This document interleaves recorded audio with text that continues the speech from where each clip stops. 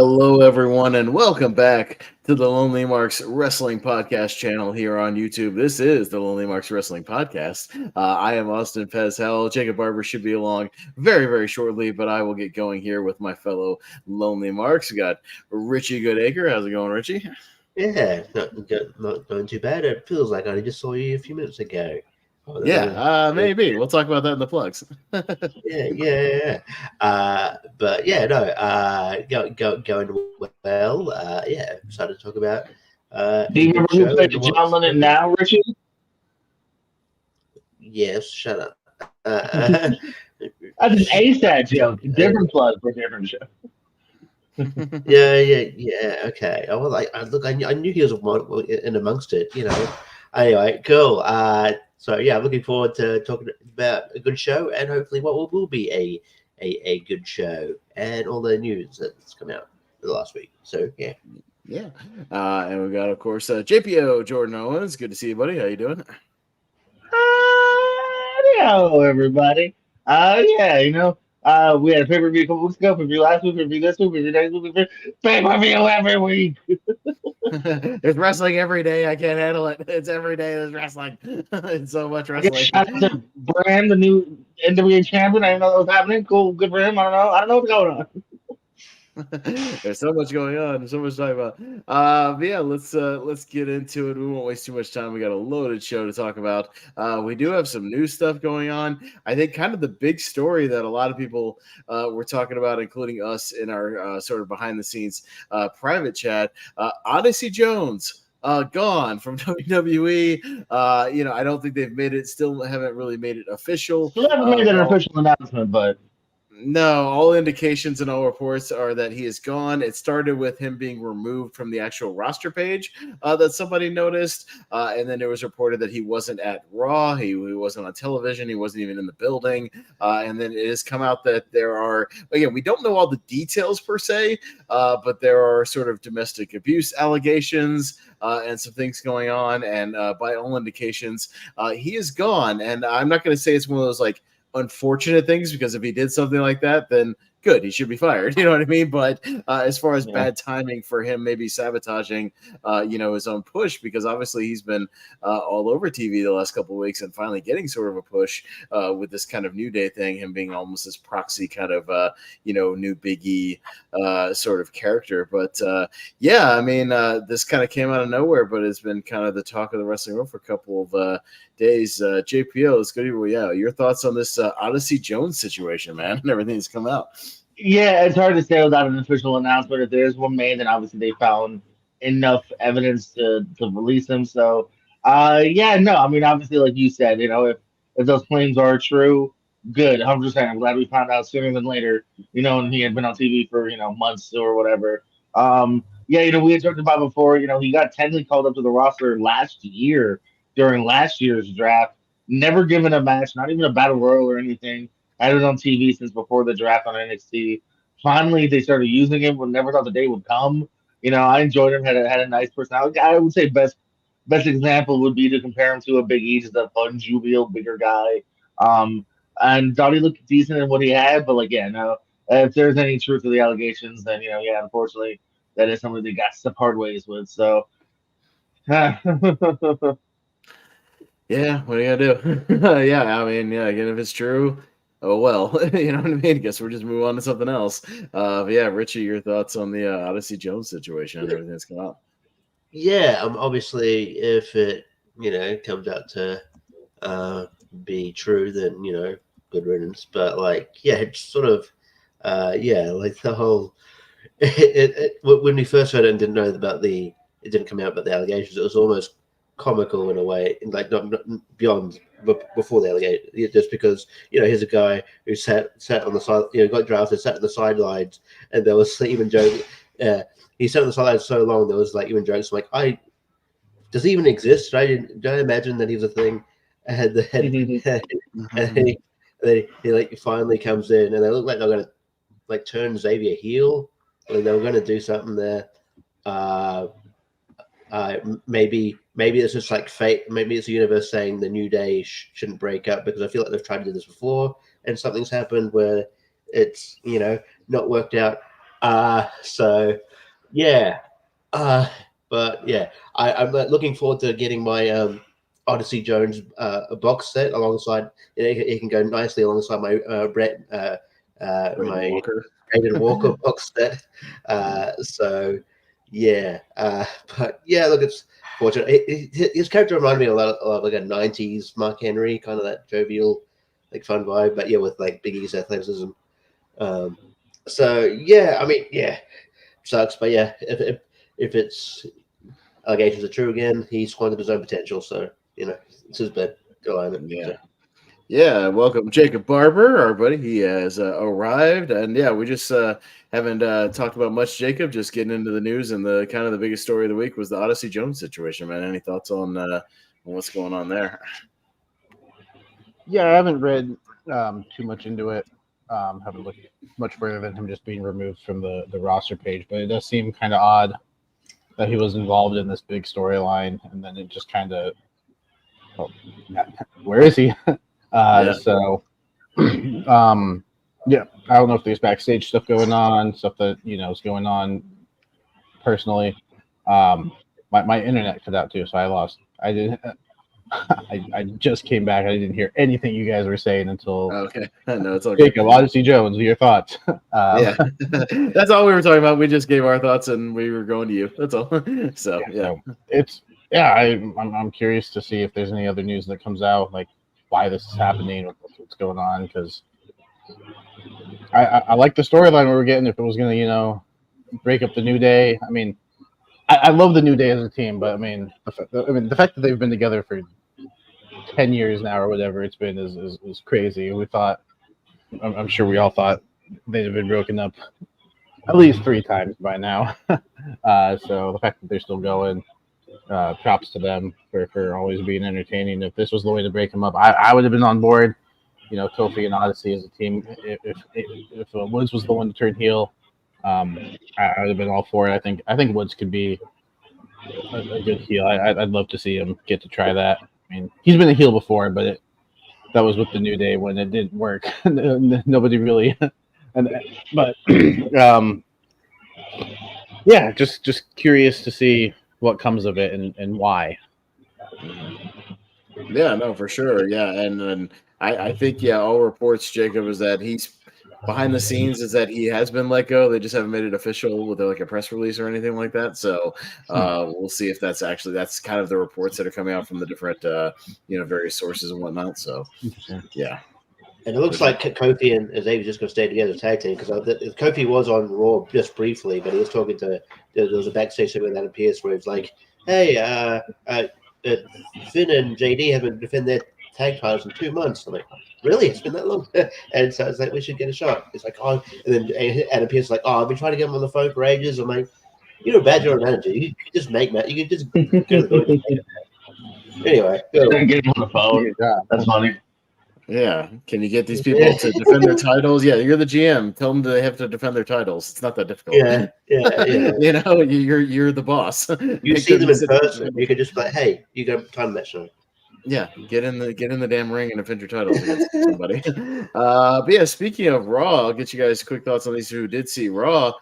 We did have a new play-by-play man for Raw. We had Joe Tessitore, is that his name? So yeah, we had a new play-by-play guy. I didn't see the whole episode, but I did get to see some segments, so I heard a little bit of him. I heard kind of a mixed reaction online. Some people saying he was all right.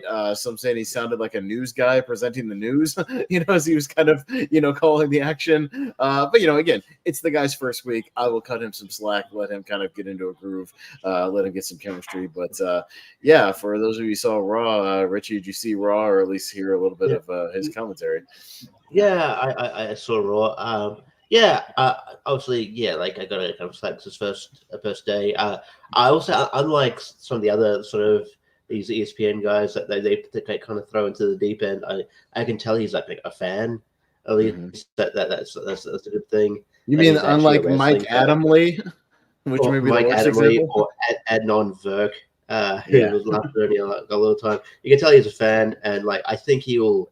And when Wade Barrett was sort of riffing with him, he did kind of he was, riffing back a bit, unlike, Kevin Patrick, the Irish guy, who kind of just, when Corey Graves would say something, he would just sort of just sit in silence, which, but like, yeah, maybe like, and so, yeah, I think he'll get, by his own admission, he wasn't great. Like, he didn't think it was great, but like, I think he might grow into it. I have more hope they will grow into it. The only probably thing I'd say is that, he could afford to be more excited, or like appear more excited, because he did feel a bit more like newsy at some points. So he'd be like, Sheamus coming to the ring. All right, Sheamus is coming to the ring, and now it's like, well, it's far removed from like, your Pat McAfee going, "It's fine now."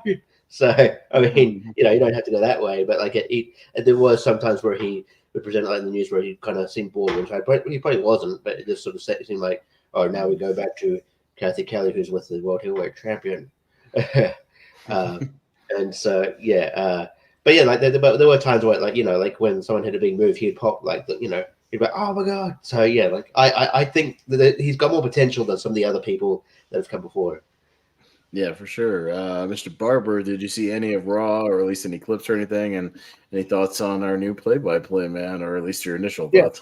Yeah, I think he's going to be good. Like what you said, give him some time.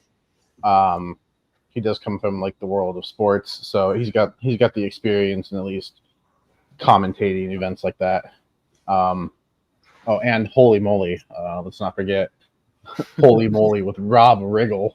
Yes. That's how I know him. I've been wondering how I know this fuck, because it wasn't sports. I watched Holy Moly. Got it. Yeah. Holy Moly filmed in Australia, by the way. Yeah, and Jordan Anderson added it last minute when ages ago we did a game show tournament fight like 3 years ago. He added that last minute to it because that was like one of his favorite things.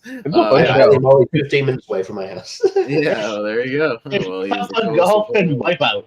Yeah, all right. Yeah, right. Yeah, mini golf and wipeout works for me. So yeah, he's got the experience. I do like the fact that Drew McIntyre attacked CM Punk in a hoodie, and he wasn't like, "Oh my gosh, he was there." He was like, "Oh, it's Drew McIntyre in a hoodie." He should have said it too, like that, in a hoodie. It's Drew McIntyre in a hoodie. Like, yeah, we knew who that was. You knew who that was. We didn't have. Is it some other 6'5" guy with long hair? Who's in a feud with CM Punk? Who's in a feud with CM Punk right now? Obviously, the security is not stopping. Yes. Yeah, so he was just like, oh yeah, it's Drew McIntyre. But yeah, I think he's got potential. I think he could be good. If he's a fan of the sport, I think that's gonna help him. I kind of like him and Wade Barrett together. So I'm curious to see how that duo continues going forward. And yeah, I think he'll definitely improve. I wonder if he'll be on any of the premium live events with Michael Cole at all. Maybe get some experience that way too. Maybe, but yeah, if it's anything like Bash and Berlin, they keep doing the mix thing with just Michael Cole and Wade Barrett, like they did for Bash and Berlin, which it kind of makes sense. I mean, one of those like, one person from one team, one person from another team, kind of makes sense overall. I mean, Wade Barrett's got enough chemistry with Michael Cole. It's fine. Yeah, he's enough for a pro. But JPO, any thoughts on Mr. Holy Moly, old Joe? Yeah, I like him a little bit more now, to be honest with you. I'm iffy. I'm kind of over these guys. Like, they just seem to not work out more times than they do. I feel like you have enough good guys kind of in your back pocket already. That could have, Vic Joseph or whoever to like just promote that. Put this guy on NXT or main event and groom him instead of just jumping him into Raw. I didn't hate him, so I'll give him that. And like I think he has room to grow. I'll definitely, not like condemn him yet. He felt kind of TV news anchory and even 90s. It felt kind of fake-ish to me too as well. Like I believe Pat when he decided. This guy felt more like anchory excited. I don't know. I wasn't totally oversold, but not undersold either. So I'll give him some time. Yeah, it's like we've been talking about, JPO. It's like, let's move Vic Joseph up, give our buddy Blake little chance with NXT. Booger's Yeah, really funny. Like, I don't know. Yeah, You got give enough him a people. chance, or like I said, Road maybe Dogg's ease him not in. bad. No one watches main event, but Road Dogg's been on commentary a lot recently. Did you guys know that? Yeah. No, he's on with Blake. Yeah, he's his commentary partner. Yeah. I only really know that because Blake always posts like a video when they go to tape it right next to Road Dogg, and they do like a selfie thing, and I always say that. So I do know that. But yeah, I want my buddy Blake to get a chance. That's all. Like I just let him think get a they promotion. got people that are already kind of proven. Like promote Yes. them instead of just I don't know. It's weird. I've always found it weird to promote somebody that technically has no track record. They're not doing that with wrestling. They're not giving at least Gable Stevenson to go straight to Mania. Like Yeah. They're obsessed with wanting to be like wanting to present it as like a legit kind of like presentation, like a sport. So it's like, hey, let's get someone who works for ESPN. Is that here's my query with that. Is that doing anything for anybody? Is that drawing into sports fans? No. Is that us getting us no more? No. I don't feel like that's doing anything for anybody. I don't get that logic. And it's sad that I think that Triple H might be in the same boat. He might be that ESPN director guy who's doing the kind of production back scenes may be in his ear right now. Maybe just pushing a little bit of that. So yeah, not Tony, but Nick Khan might like it. Yeah. So they even do that with the backstage interviewers, even though it doesn't make any like that's where they got Charlie Caruso from. It's like, hey, she's from ESPN, should be good. I don't think it'll make any difference. But yeah. Which as we've been saying, also by the way, Kevin Kelly's unemployed right now. Bring him back. He's really good. You can bring Kevin Kelly back, and it'd be a recognizable guy who's really good. And he's suing AEW, by the way. Oh, jeez. Well, they might not want to bring him back then. That's not a great sign. Him and the Tate twins are suing AEW. Oh boy. Well, add to the list of people, embedded in lawsuits. But yeah, one other piece of future Raw business. I think this was kind of breaking news that I read before we went live. That next week Raw will be in Calgary, and apparently Bret Hart is going to be there. Yeah, it's pretty much been announced. I just saw that like 2 months ago. Yeah, so and this is like kind of from an official spokesperson, not just some rumor. Like he is going to be there. He will make an in-person appearance, so not like just some pre-tape thing. He will be at the show in Calgary.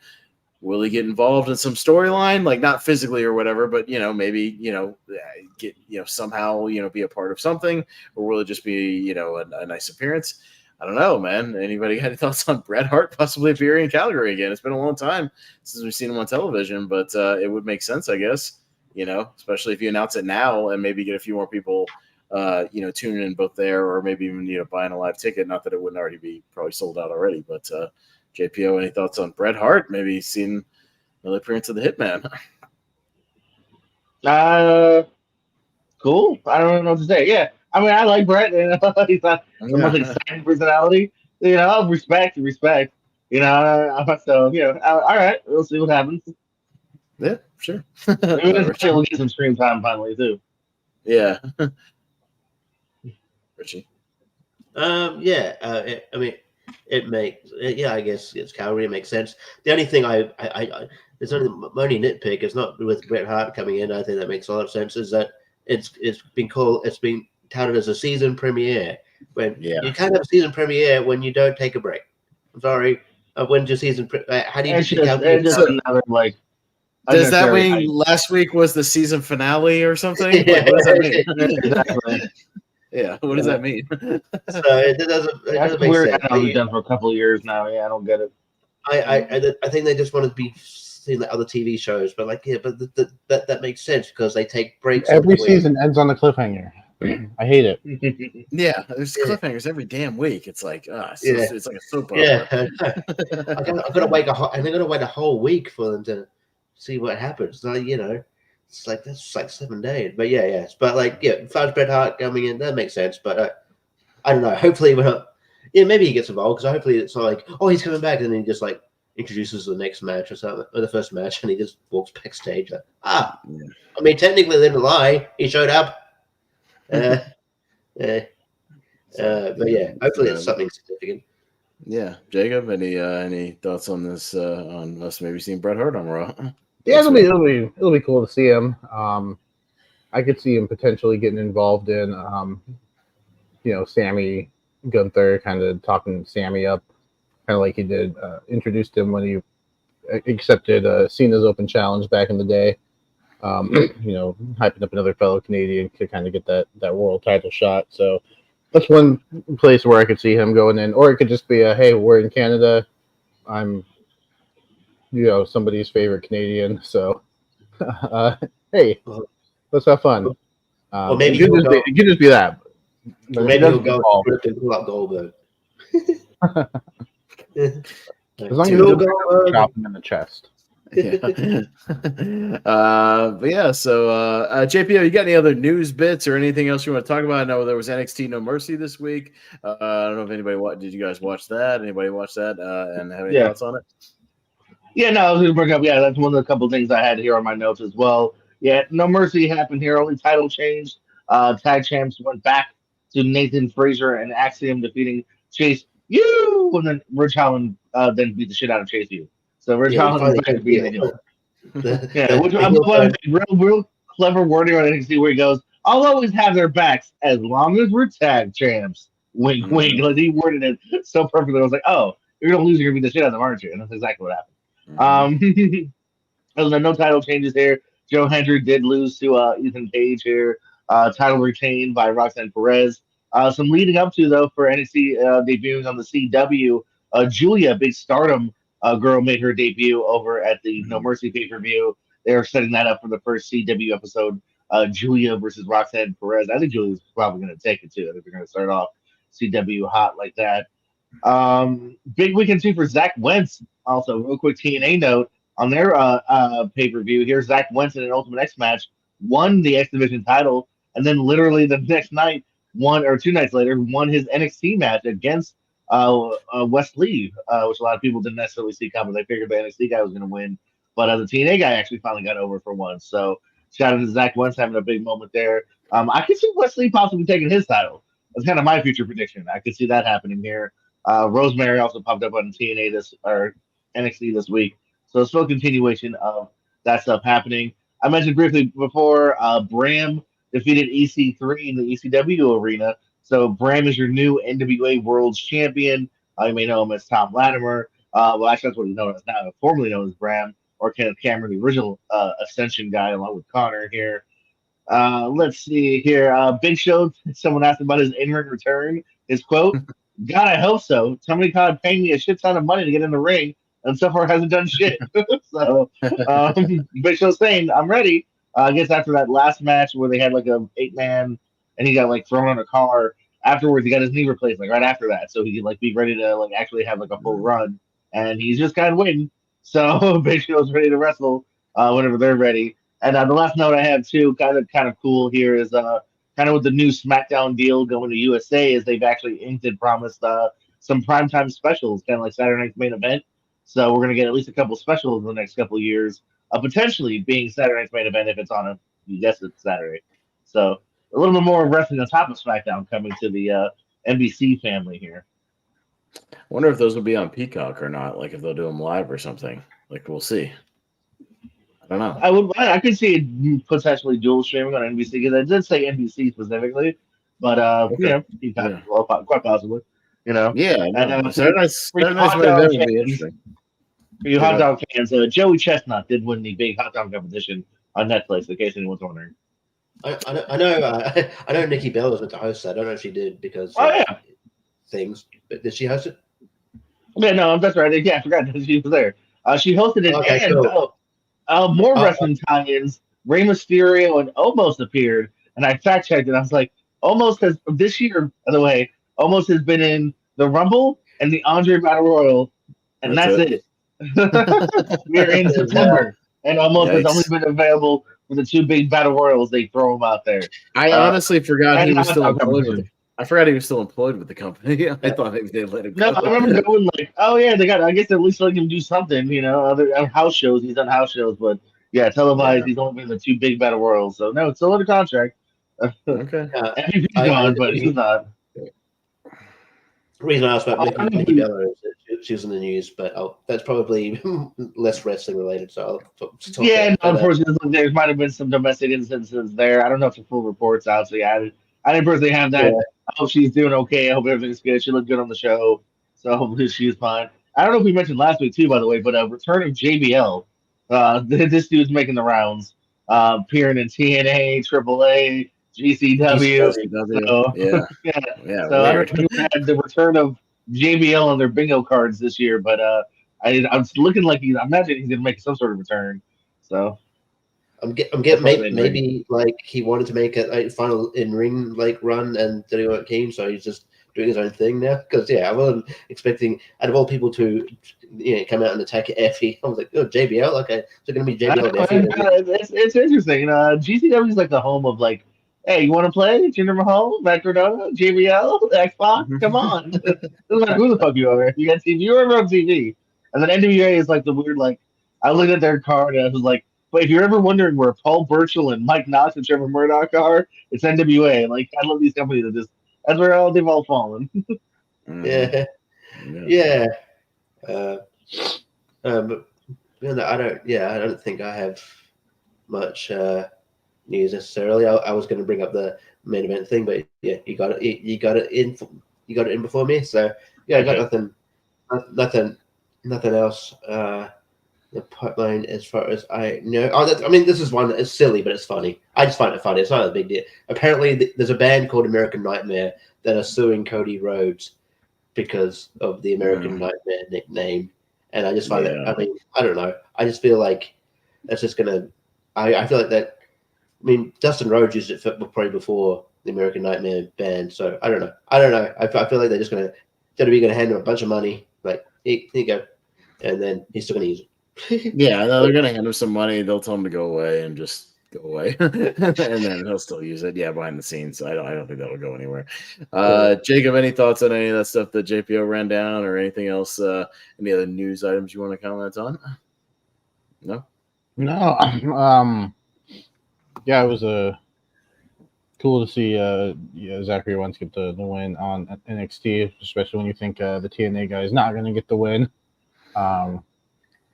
Yeah, it's cool. It's cool seeing that partnership, and I'm hoping we can see more of it the other way too, like NXT showing up on TNA. Some of these bigger names that TNA is giving NXT. Maybe we can see a Wesley on the TNA, or a Ethan Page or Trick Williams or whatever on TNA.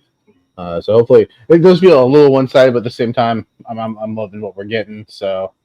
Yeah, that's cool. Julia, I'm excited to see what she brings to NXT. I don't know much about her, but she has a pretty big reputation, so I'm curious to see what she brings. I think she's got a good look, so I'm intrigued. But yeah, I think the biggest thing is the JBL thing. It's like it's so random, and I'm here for it. I'm here for it. I want to see what happens next. The only other thing I can think of that we forgot to mention, Jordan Grace announced an open challenge for next week's NXT. So that's interesting. I don't know. Yeah, first time defending the title, right? On WWE television. Yeah. Yeah. Yeah. So I mean, yeah. I don't know if that will. And apparently WWE are quite interested in her when her contract runs out, which is not surprising. I mean, obviously, they're a little. I expect her and Joe Henry, even though this TNA WWE relationship is going good. WWE gets a lot out of it, because I think at some point, in the future, Jordan Grace and Joe Henry will end up being WWE guys. I don't know when Joe Henry's contract's up, but if you could sign him in like March, that'd be good, because we're in contract negotiations right now to use him in our show. So they signed him before, and the fuck is over. So sign him after, please. Yeah. Mm-hmm. Yeah, but I was just dropping something in the private chat real quick. Yeah, no, if nobody else has anything else, then we'll fuck up, y'all. Okay, sorry. No, it's all good. Yeah, so let's move on to a little Bash in Berlin.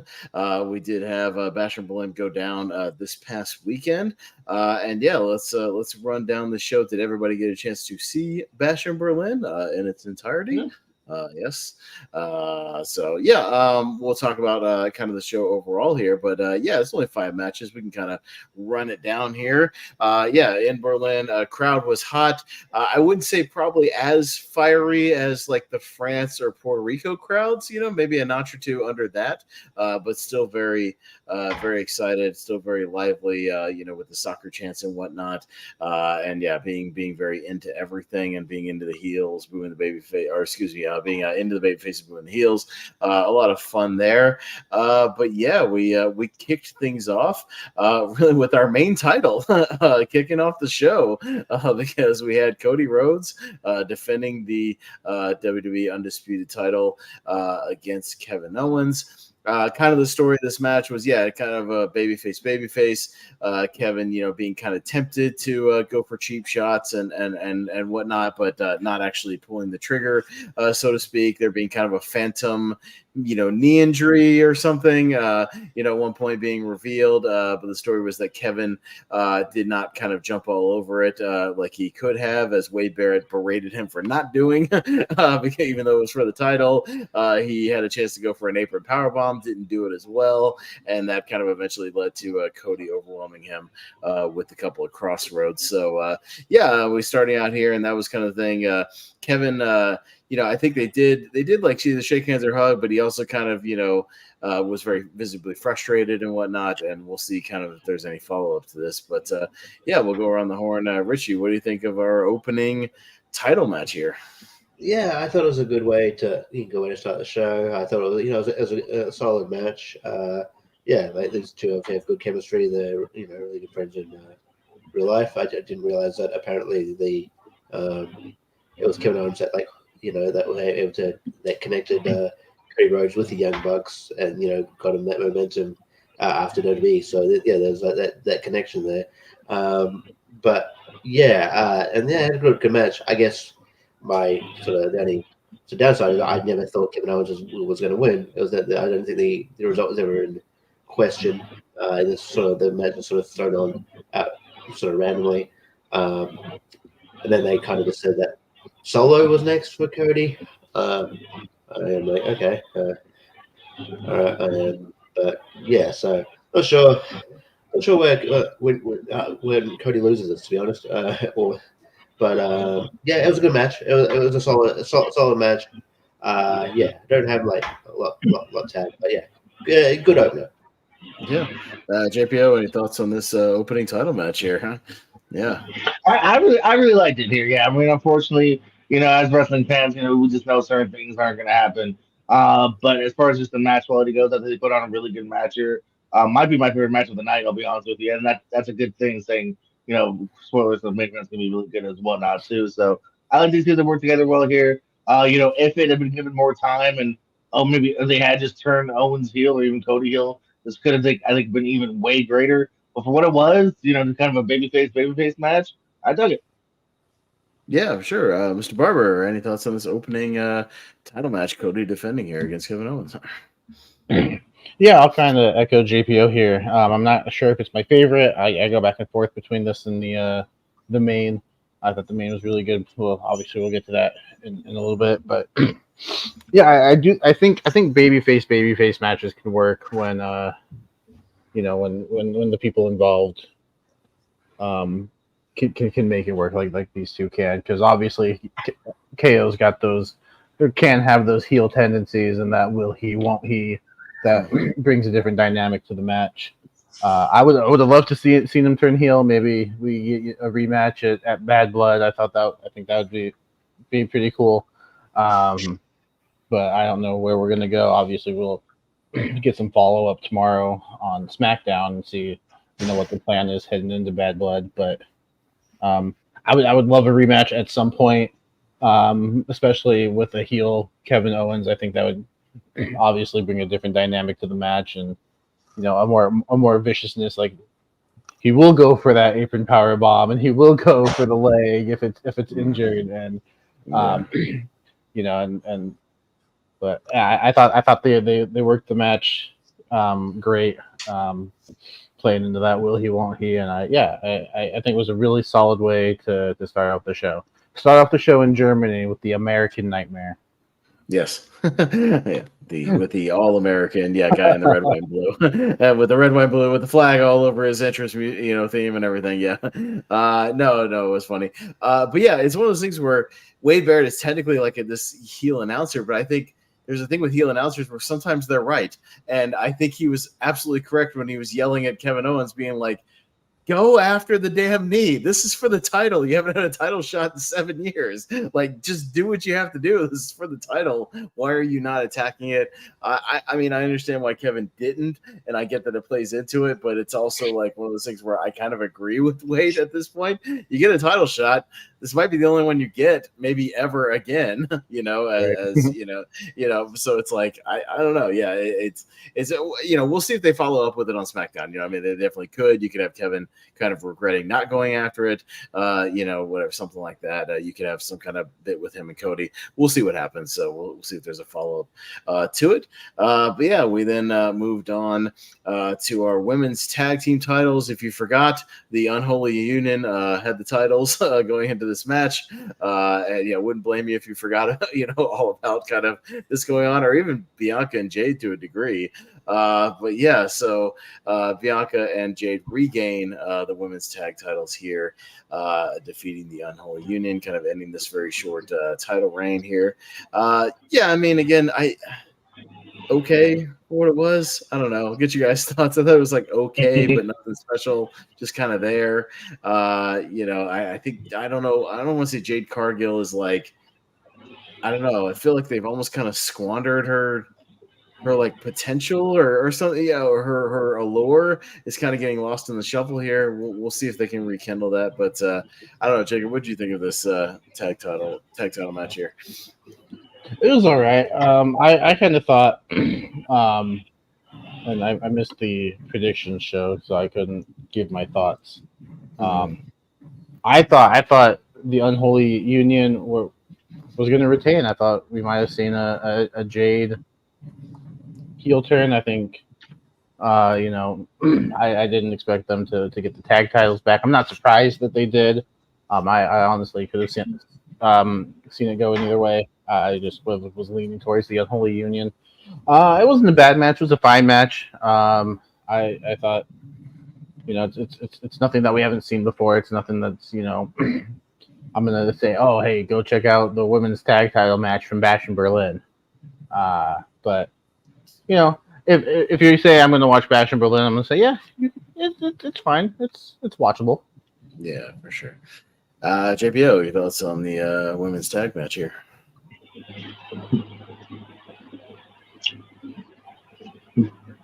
Sorry. I thought you were going to go clockwise and you skipped me. Oh, right. I'm just going. I'm kind of just going one order, then reversing. Whatever. I was shooting earlier. Yeah. Good.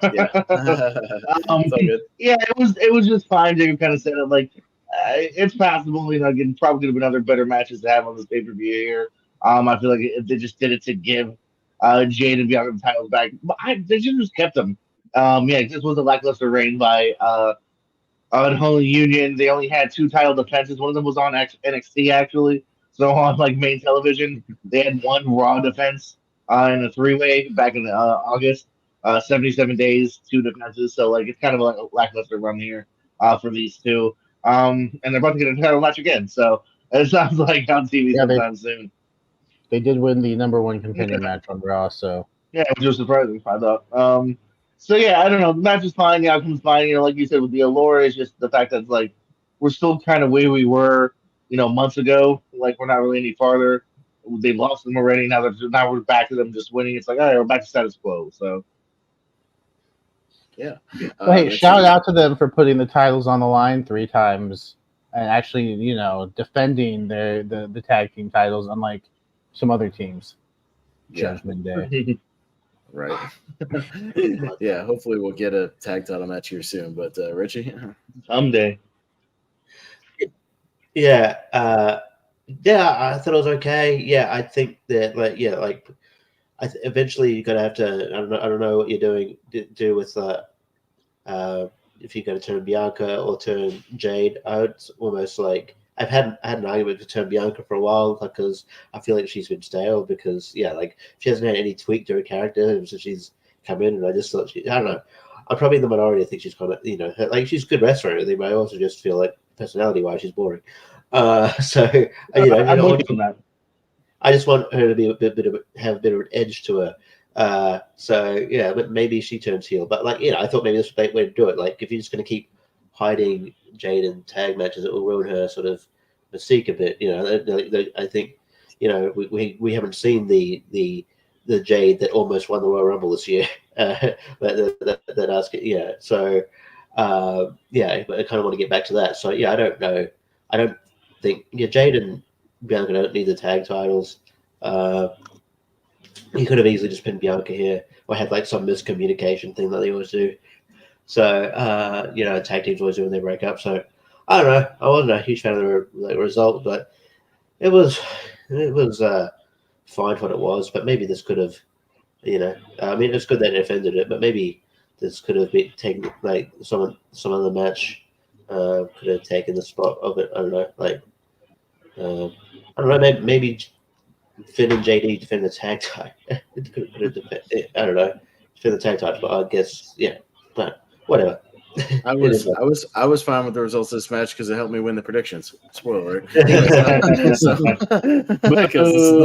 is the one that I guessed correctly. So it helped me go perfect. All right. So anyways, moving on to our third match of the evening. We had our second encounter between CM Punk and Drew McIntyre in a strap match, and yes, kind of the lame thing with the strap match where they have to touch the corners, a little lame. Although I thought personally this match ended up being really good. I know I might be in the minority on this one. This was my favorite match of the show from a storytelling perspective. I actually really, really like this. I thought they did a lot of creative stuff with the actual strap stuff. Like, they actually tried to be creative with a lot of the spots. I appreciated the spot where Drew was carrying around Punk and tapping the turnbuckles, and Punk behind his back was tapping them back as well. I thought that was really funny, actually, and it made me laugh and pretty smart. We had a pretty definitive winner here because, goddamn, CM Punk just hit him with like 4 go to sleeps, and hitting the post after each one, and just beat Drew's ass in this last part. So, I mean, pretty definitive if you ask me, but we're going to keep going with this feud, and I'm sure having some other stipulation here. But I actually thought this was really entertaining. Crowd was into it. I was into it. And again, kind of slightly edging out the other ones to be my personal favorite. But that's just me, I'm sure. But I really, really liked it. But JPO, we'll go to you first. What did you think of the strap match here and what they did? No, I mean, I'm like I said, the last match was easily my least favorite. I think everything else in this card was actually really good here. And this one included here. This was a step above SummerSlam in both levels of this intensity and heat. I think Punk looked even better here. You know what I mean? I think obviously as the more time goes, he's in better shape. He's in less ring rust. So I thought both men looked really good. Good storytelling, as you said. No, this kind of kicked off the mark here for me here. I was not that I disliked this SummerSlam match. It was a little disappointing in a way here. I thought this tracked off most of the boxes here for me here. So no, I did this one. Yeah, for sure. Richie, what do you think of the strap match here? Yeah, I thought it was good. I'm not a huge fan of the gimmick where you touch the traffic light, the light gimmick. But yeah, it feels like a Mario Party mini game in the middle of a strap match. But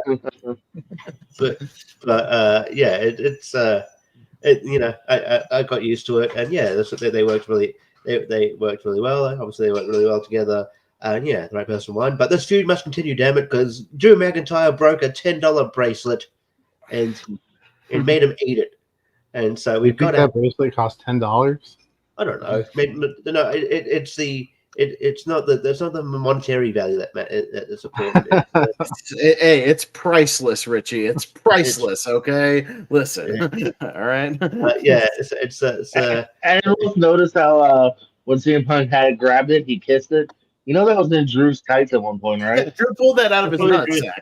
Yeah. So, yeah. No, I said no. Literally, my girl and I were watching the match, and we both went, "He pulled that out of his nuts. Don't kiss it." Yeah, you kissed it.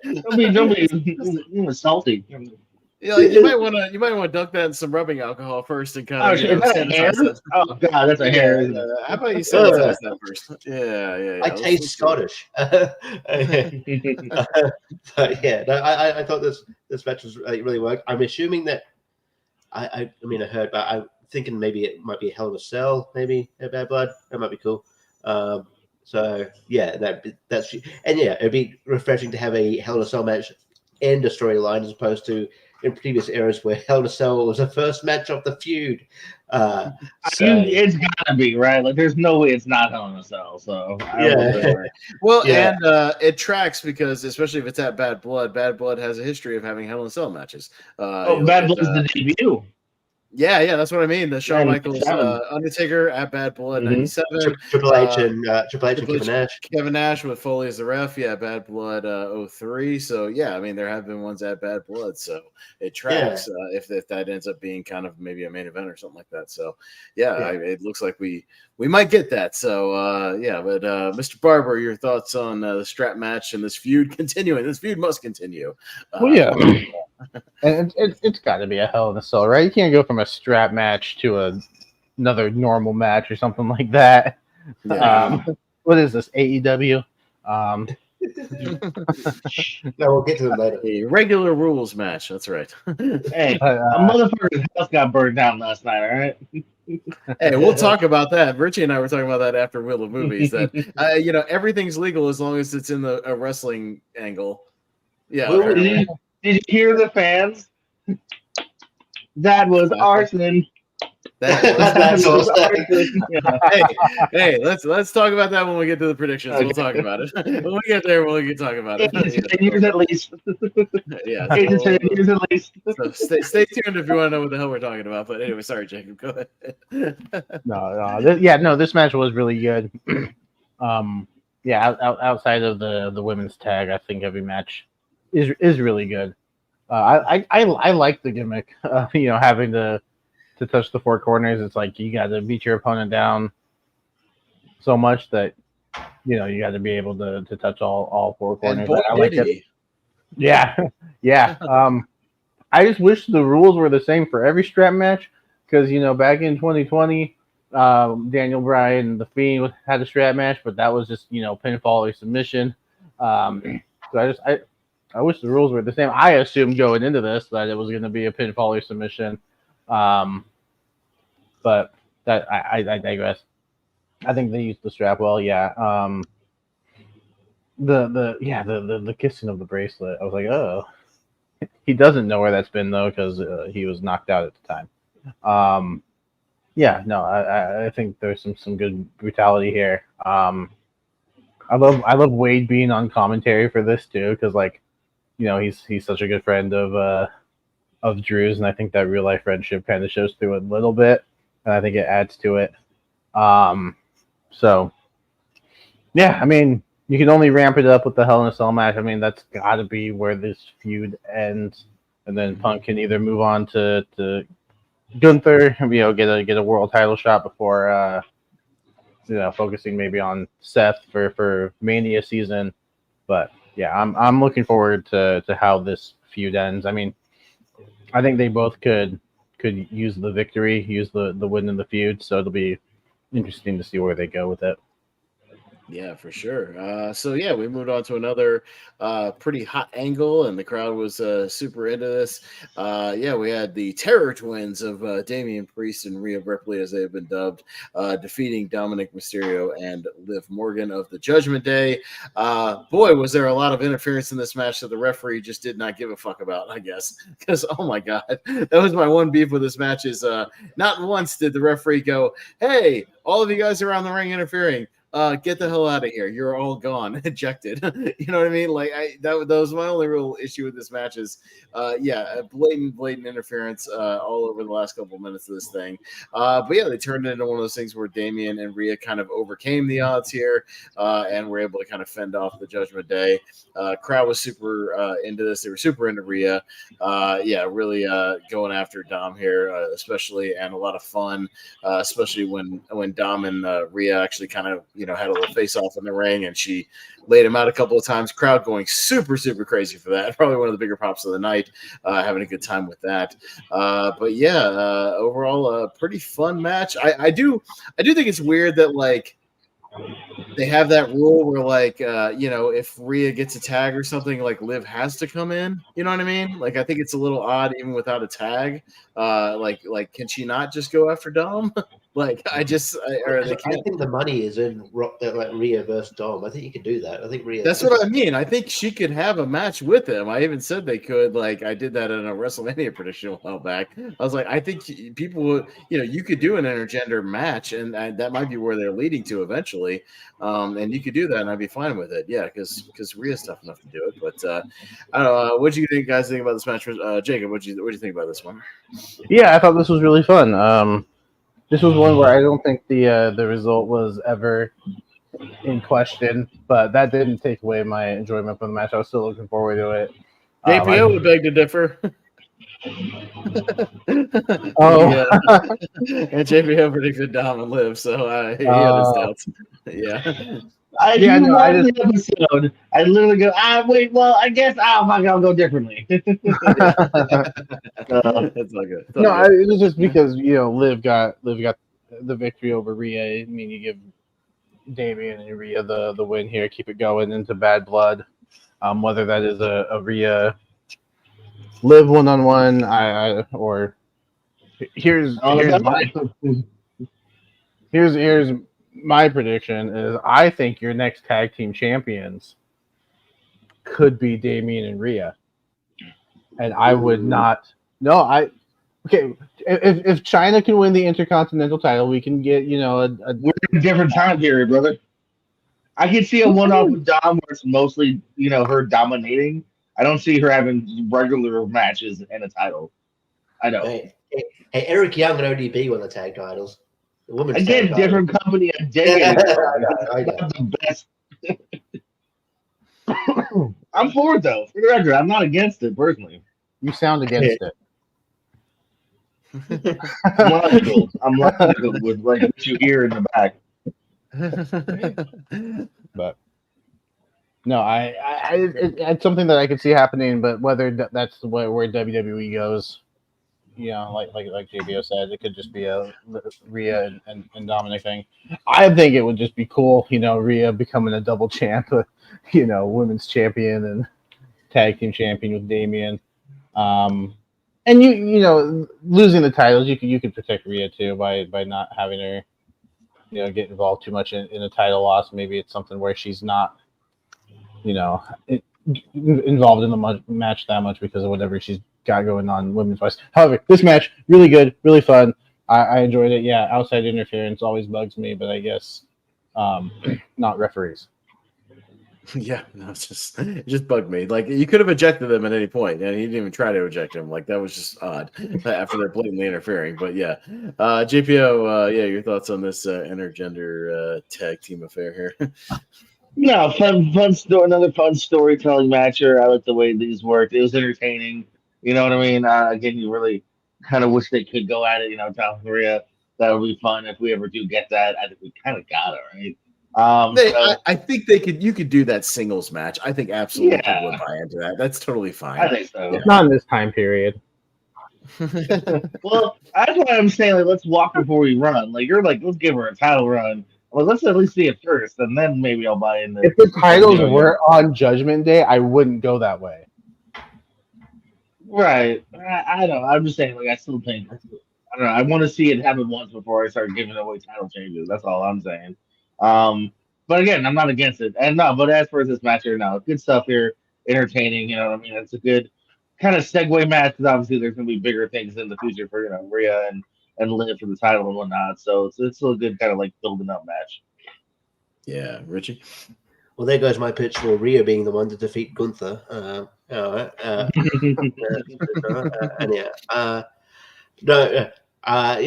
is fine. I think how they had that crowdometer where they do that now when they're overseas. Where, I think it never went louder when Rhea did that. We had I think it was Dom in the corner and they did the leg choke thing, and I think the crowd it never got louder. But yeah, Wade Barrett had the line of the night when he was like, admiring Dominic Mysterio's mustache. He said, "We haven't had a great mustache like that since Eli Cottonwood." I laughed so hard. I get that reference. Those matches fun. I think it was made better, just the crowd being so into it and Rhea Ripley and Damien Priest being so over. Like Dominic Mysterio's a great heel. Can't believe, just feel like a year ago we were shitting on him, but he's so good. I love the know, but it's a solid match. I expect Rhea and Liv to have a one-on-one at the next pay-per-view, and maybe Rhea winning the title back. Who knows? That'll probably have a stipulation attached to it as well. So this is a good match. Yeah, for sure. I don't know if they were Hell in a Cell. They've double dipped a lot before. Yeah, I wouldn't. I don't know. I think maybe they want to go away from having multiple Hell in a Cell matches, but we'll see that happen. I'm not against that even. Standing. Yeah. Could be that or an I Quit thing or something like that. You could do some other stipulation that involves, them beating the hell out of each other. Dom in a shark cage. Yeah. Yeah. I'm not opposed to the Dom in a shark cage above the ring thing. I think that could be entertaining. Yeah. But shark cage, you'll always, they always find a way to get involved anyway. Like, well, I mean, and you could do the old school thing. I just watched Survivor Series '96 with Malcolm. Talk about it in the plugs, but they had one of those classic things where it was Undertaker versus Mankind. If Undertaker wins, he gets 5 minutes with Paul Bearer in the ring. You could do the same thing. Rio beats Liv. He gets 5 minutes. Or she gets 5 minutes with Dom in the middle of the ring. You know what I mean? I got to do that one time. I was the Paul Bearer. Guy got 5 minutes in the ring with me.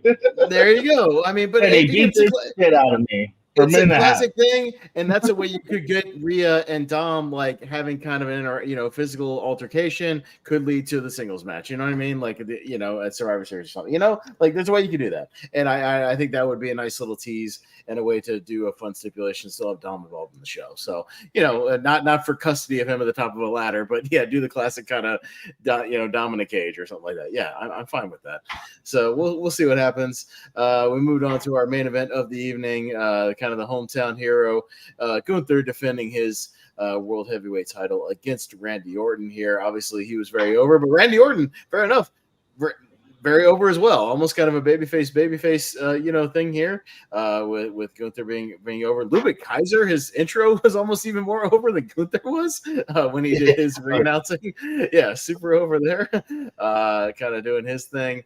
But yeah, I mean, a really, really good main event. Almost more of a Randy Orton match than kind of a Gunther match as far as just the style of it. Gunther kind of fighting from behind, sort of shit, defending himself against arm injuries here and an arm attack. Randy Orton really taking him to it, brawling a little bit. But yeah, eventually Gunther ends up getting the choke and choking him out. And what was a very long match as well. Wasn't this like a 40-minute match or something like that? It was pretty long, or was it 35, 40 minutes, something like that? Pretty lengthy match. I'll tell you 2 seconds. Just under 35. 35, yeah. Yeah, 35. Yeah, lengthy main event. Match, yeah. Yeah, a long match here for this main event. But we'll go on and get your thoughts. I know, Richie, you had kind of alluded this was your favorite match on the card. But yeah, what'd you think of this one? I thought this match was awesome. I love this match. I thought it was Randy Orton's best match in quite a while. I mean, I've always been a huge fan of Gunther, but I'm becoming more and more a fan each passing month. I think he's I always view him as a great wrestler, but he's also really, really good at promos. I found out his promos have been really good as well. Especially a lot on Raw against Sami Zayn. We'll get to probably. This match was great because Randy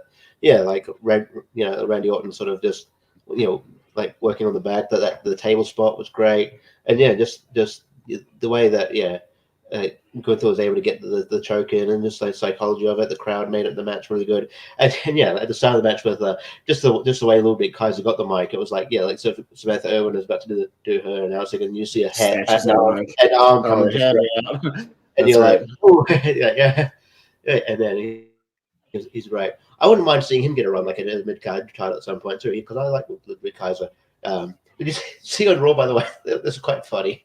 Where he does a spot where he runs at somebody, but he ran at Braun Strowman. Braun Strowman just threw an office chair at him on Raw. That was really funny. Oh, I saw that on Twitter. I saw like somebody posted like a GIF of that. It was pretty funny. Yeah. That would have actually sucked. There's no way of. This match, this match ruled. I was a huge fan of this match going in, and I mean, the result was never in question, but and now obviously he's moving on to Sami Zayn, which they made it make sense. I don't think it's going to be a lengthy feud, but Hey, you know what else was huge in this match? Randy Orton being almost 300 pounds. Holy God. Yeah, he's 290. Like, oh, yeah. Jesus. Like, he defied physics in this match, his body, because he has like an 8-pack, but he's also got this giant like barrel chest. It's ridiculous. I don't know how he's pulling this off, but he's like enormous and eating, but also still has like an 8-pack. He's defying anatomy at this point. I don't know what he's doing, but he has decided he's going to be. He made Gunther look small, like legitimately. He was the bigger guy in this match. It was insane. So I just thought that was insane. He was monstrous. But JPO, what do you think of the main event here? No, it's a good main event here. I mean, I think this goes to show it's a pretty decent show here. That I think three of us have said our favorite match of the night is something different, and I think that goes to show that it's a pretty good show here. When I also agree that the other two are really good and watchable as well here. This felt main event worthy. Again, they had a good first time match here. This felt even next level, I feel. Decent enough build here. Again, without a question, Gunther is not losing that title on the first defense here. But with that out of the mind here, they can just sit back and have a really good match. Yeah, definitely. Jacob, what do you think of the main event here? Yeah, I thought this was really good. I thought Randy Orton looked great.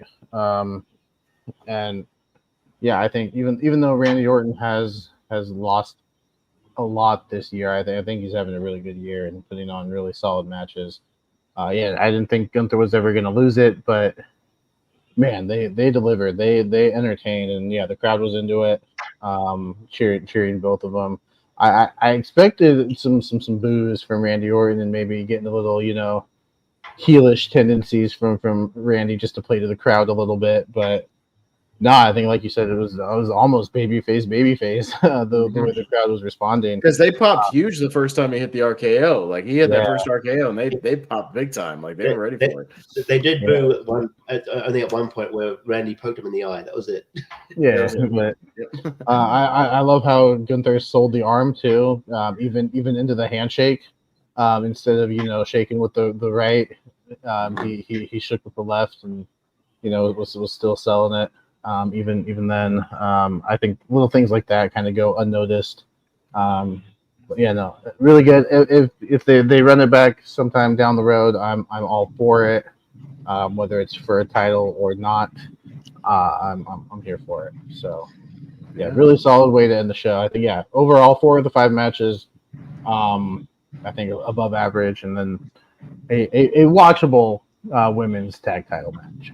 Right, yeah. But let's go around the horn. Jacob, let's just stick with you and we'll kind of go around just the horn. Your thoughts kind of out of 10 and maybe your overall thoughts on the show.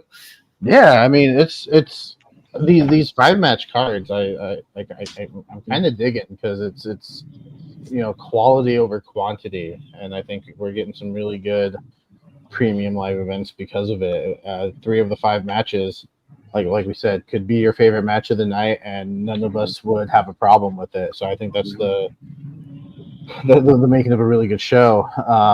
Even the mixed tag match was really solid. I would definitely go back and watch, at least those 3 matches again at some point. Even the mixed tag. I think I'm gonna go with like an 8 to an 8.5 out of 10 for this one. I maybe because like my expectations were just a little bit lower, but like they delivered like every match.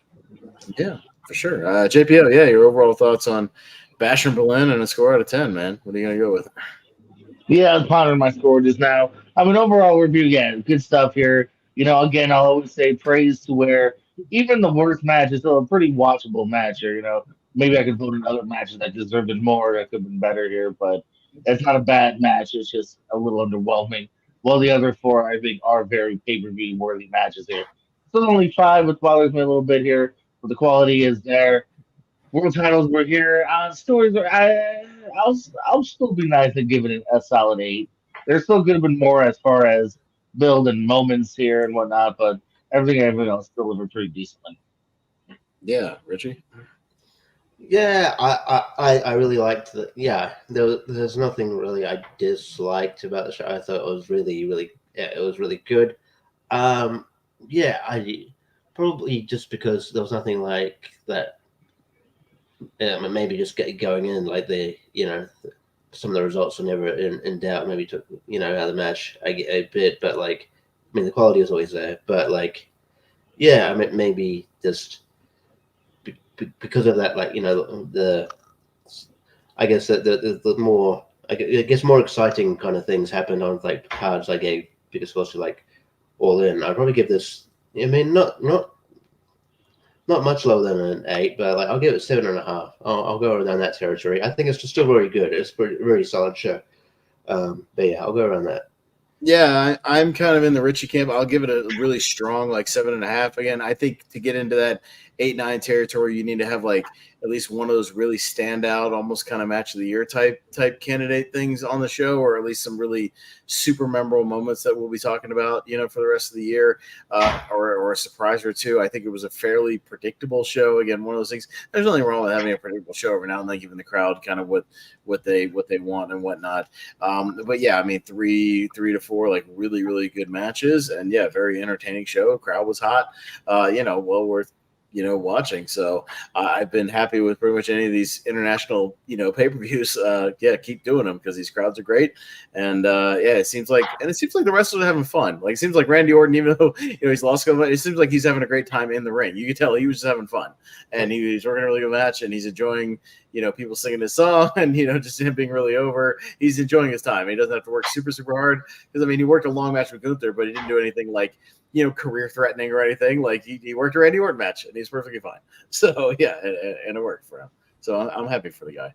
He's doing good stuff. But yeah, so let's jump into it. I see JPO's got something ready for me down in the green room. We just had All In, but Tony Khan just got to crank out another one real quick. We got to do the All Out, and it's coming this weekend. So JPO, take us away. Give us the details. Run it down for us. AEW All Out. Yes, already coming at us this Saturday live on pay-per-view. Yes, indeed. Yeah, we said it's Saturday on pay-per-view. December 7th, we got All Out coming to us here. Only 8 matches at the moment. Seems like they're all main show matches that they got announced here. So we're sure we'll have more because the pre-show is set for 6:30, hour and a half pre-show. It sounds like we're having this time. All right, let's get right on into it here. First thing I got on the docket, the International Championship. Will Ospreay defending against 1/3 of your trios champions, the Bastard Pac, which, by the way, I think it's whenever Tony Schiavone calls him that, it almost just sounds like he's cursing at him. Like, all right, and now here's the Bastard, Pac. It just sounds like he's calling him a bastard. I don't know. Anyway, yeah, like he had a grudge against him. The guy just like, oh, hey, backstage, so-and-so's with that bastard, Pac. Yeah, the guy that still owes me $50, that bastard. Pac. Yeah, son of a bitch. All right, hey, Bastard Jacob, what do you think? How dare you? I knew my father. You're a bastard in a basket. You're a bastard in a basket. For anybody who's seen There Will Be Blood. That's right. Great scene. Great scene. Yeah, it's an interesting show. Just real quick, 3 out of the 8 matches are champion versus champions, even though only one title is on. Like we said here. But to be fair, Pac did earn this match before he was a trios champion, so this match was already planned. He was going to face the winner of Will Ospreay, MJF, I think, regardless. So, no, I'm looking forward to this. I think this match is going to be amazing. I think you got a match of the night candidate off the bat here. I think I'm gonna go Will Ospreay. He just won it back. Pac's already a champion. There's no reason for him to be a double champion. He has his Wembley moment. he's not going to have a Chicago moment as well. So let's go with Will Ospreay. Yeah, no, I'm very simple, easy, quick ditto for me. Osprey just won this thing here in a really good match against MJF. He's a star in the making. He's already a star, really, but I just feel like he's a future world champion, in my opinion. So I don't think he's going to have a quick turnaround here. What you got, Richie? Yeah, just quickly, the championship annoys me, but you're gonna come into that when there's like 4,000 belts on your show. But I mean, well, this match is obviously going to happen when Will Ospreay was signed full time to be in AEW because Will Ospreay and Parker had great matches on the Indies. I think it's one of each other's favorite opponents, so they're going to have a banger here. Yeah, I mean, I don't see Park winning at this stage. Will Ospreay, I think he'll have a more lengthy run this time with the international title. So yeah, I would say Will Ospreay. All right, so far in agreement. Fez? Yeah, I don't have much to add. You guys said pretty much anything I was going to say. Just that this could definitely be one of those like show stealers and add to the lengthy Will Ospreay best of 2024 matches. Just being more just ranking his matches at the end of the year. But yeah, these guys will have a banger. That's almost guaranteed. So pending any mid-match injuries or anything, these guys will have a hell of a match. I'm pretty certain of that. So yeah, but I'll also go Will. Yeah, so clean sweep for Will Ospreay. No, yeah, I agree. This definitely has potential for match of the night. So what we can do at the end of the year is we can do a top 10 Will Ospreay match. That's what we've talked about. We're gonna have to have a whole separate category. We're gonna have to have a separate category of just Will and then everybody other than Will. And the end of the year. And the other people that aren't Will are just Bryan Danielson. Yes. I mean. Up next for the AEW Tag Team Champions, another, as Jacob said, champions versus champions match here because 2/3 of your trios champions, the Blackpool Combat Club, Wheeler Yuta, and Claudio Castagnoli are taking on the champions, Matthew and Nicholas Jackson, your EVPs here.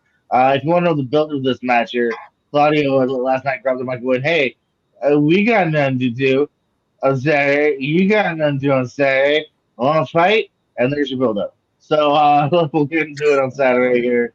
It could have, build up shitty, but like for most AEW things, I had such to be a really good match. So like I just like the build up. I like the match. I don't know. We'll see here. Although even again, are they heels? Are they faces? Blackpool? I don't really know right now. Yes. So that's also kind of a weird one. Yes. The answer altogether is yes. And the answer of the day for me is I just don't see. I do actually see a world where they also have the tag titles, but not at least right now. So I think the Young Bucks will retain. Richie? Yeah. You have like so many tag teams, and you go with one that are already champions. Anyway, for the number of contenders. And the other question is, are Blackpool Combat Club even a faction anymore? Because like I feel like Moxley's kind of doing Moxley's doing heelish things, and Bryan Danielson's just doing his own thing. And I feel like they haven't really been a cohesive unit for ages. So anyway, but yeah, I think Young Bucks just win here. Hopefully, Young Bucks get into like a proper feud where I can see Young Bucks losing. So yeah, I mean, so it's annoying. We have on two separate promotions, we have two sets of champions who that the storyline was they don't defend their belts that often. So it's frustrating, but yeah, I don't think the results are in doubt. But yeah, the match will be great. So I'll go Young Bucks. Bez? No, 100%. It'll be a good match, but I don't see the Blackpool guys holding their these trios belts and the tag belts. I think that would just even further diminish the tag belts if you got people trying to defend both. I think they lose this one, and then Pac and those guys hopefully defend the trios title on the next pay-per-view, whatever that is, against some other faction. So I'll easily go the Bucks will at least hang on to it for another pay-per-view. All right, will we be the elite, Jacob, or are you going to disagree with us? No, I'm gonna go with the Young Bucks. I don't think there's a reason for Blackpool to be double champs here, or at least Wheeler and Claudio, yeah, give them a proper feud where I can see them losing the belts, and maybe they can just go into their heel EVP role without having to step into the ring as often. Which I think, if I've read correctly, is something that they've been wanting to do or have been hinting at. I don't know, but yeah, I love their heel work. And I love that they're actually defending the belts now. So good for you. You for you. And then the titles are being defended in another, I believe that's 2 in a row, clean sweep here for AEW. Let's see if we're going to agree on this next one here. We got Chicago Street Fight, Willow Nightingale and Chris Statlander. Richie, what you thinking? Just for the CMLL championship, is what you said? Oh, it should be as well. I believe this one, wasn't it? Yeah. It was initially, yeah, because Willow is a CMLL champion, I believe. So this is also for championship. Yeah. So yeah, this is this is probably the one that's going to be a divider. Because yeah, I could see it going either way. I've got really no particular reason. I'm just going to say. I'll say Chris Statlander. I don't know a real reason. I just think that I think I think there's there's mileage to be had with the Chris Statlander, Stokely Hathaway, their duo, and I think that having Gold will be kind of I think that'd be solidify them as like a good unit. Anyway, so I'll go. I will clarify. So I do believe they definitely announced this originally as for the team title. Wikipedia does not have it listed, and this match graphic, this is obviously an official AEW match graphic, does not have it listed either. So I don't know if that maybe they jumped the gun and maybe they jumped the gun and said it was a CML championship. She is still champion. She is still champion. Maybe let's take that as you will. Yeah, I mean, and also too, I'll get to one of my logics later, but.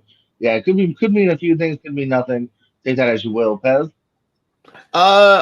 My only logic here is you have the two women's champions right now are both heels, and I think you need to again boost another babyface to maybe face Mariah May.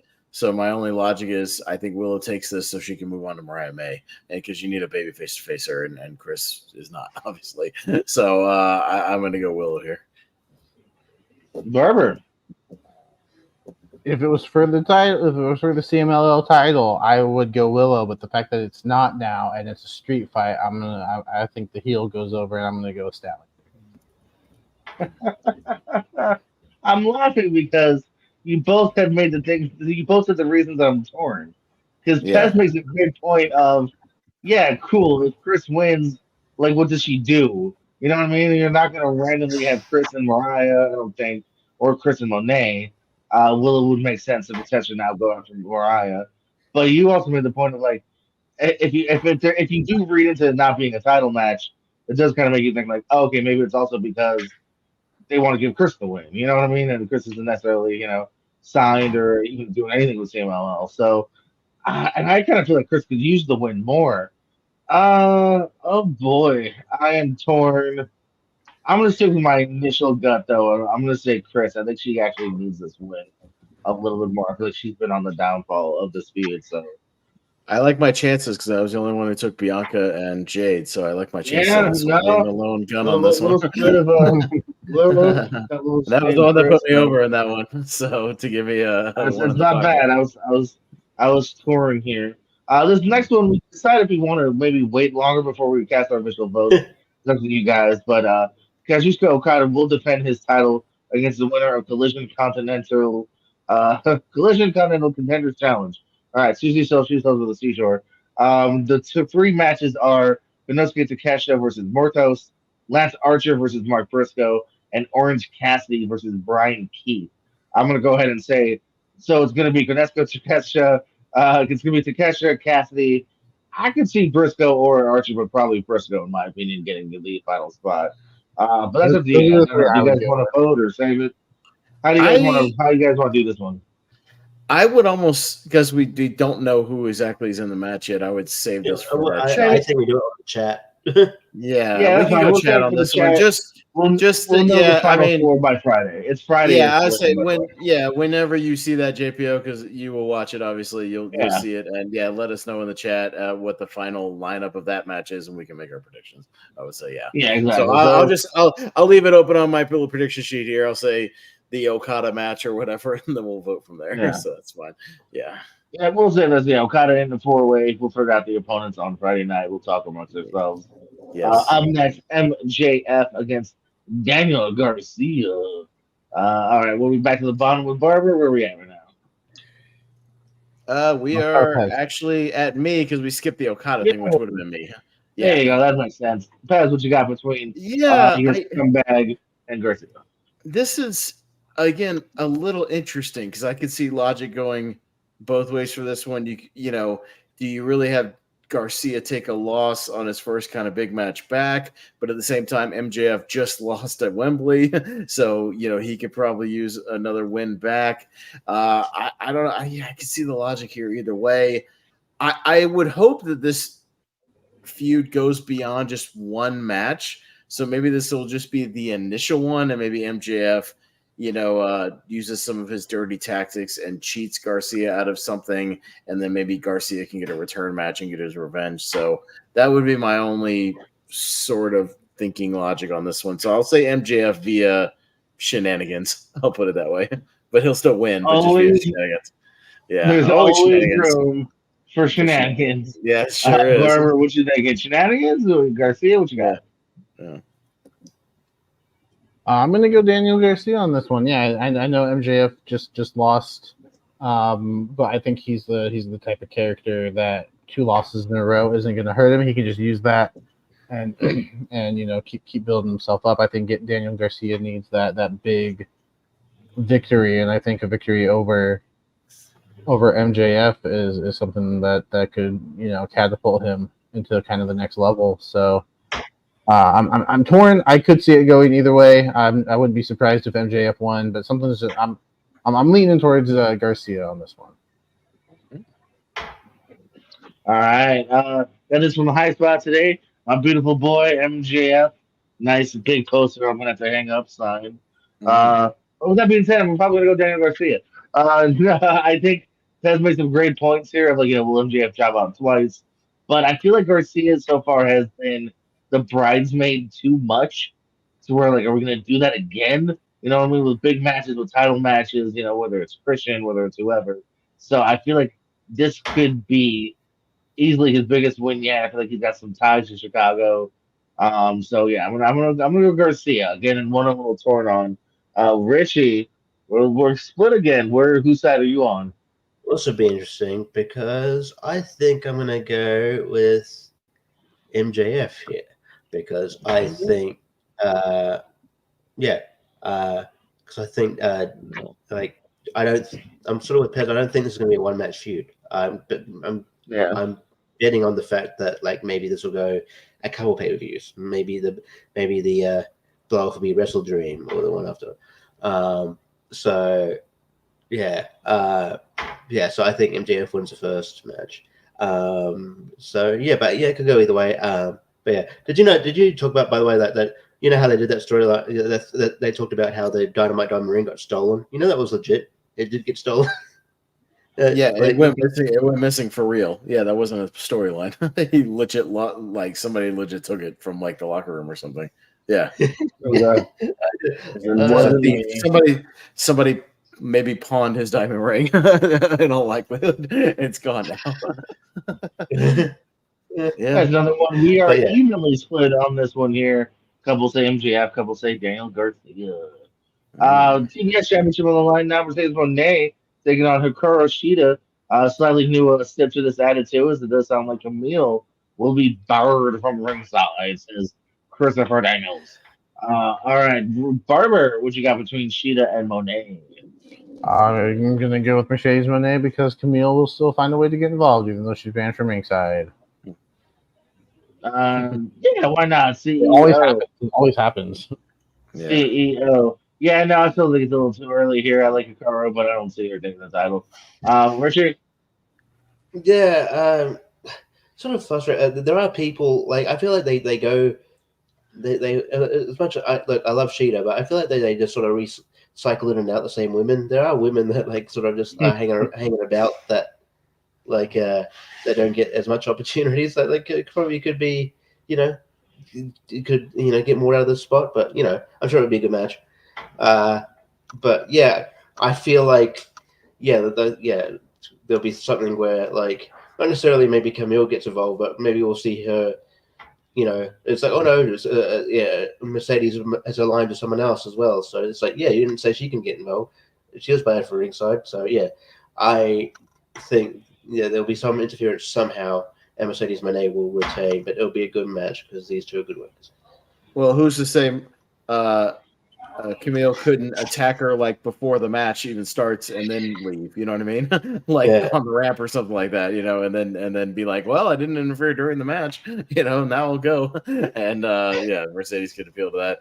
I think this is probably one of the easier ones to predict on the show. Yeah, Mercedes will take this. We have one show build for Hikaru. Challenging for this one. It's not happening. So yeah, I'll give it to Mercedes. Absolutely. Barber, what you thinking? Still Mercedes. I just like calling you. I'm like, oh shit, we did this, didn't we?